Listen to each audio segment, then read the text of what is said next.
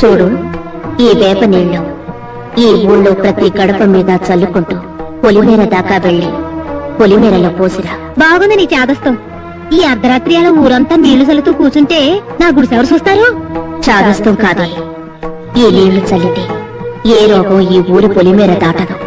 తొలిచావు కల్లా చల్లిరా. నువ్వు తిరిగొచ్చే వరకు నేనిక్కడి నుంచి వెళ్ళను. తెల్లారిపోతేమో ఒప్పుకున్నాక తప్పుతా మరి. అయ్యో, ముసలిది ఇంటికి పడిందో లేదో. ఉట్టి మీద అన్నం ఉండి పెట్టు తినని చెప్పొచ్చుంటే బాగుండేది. చెప్పొత్తాను.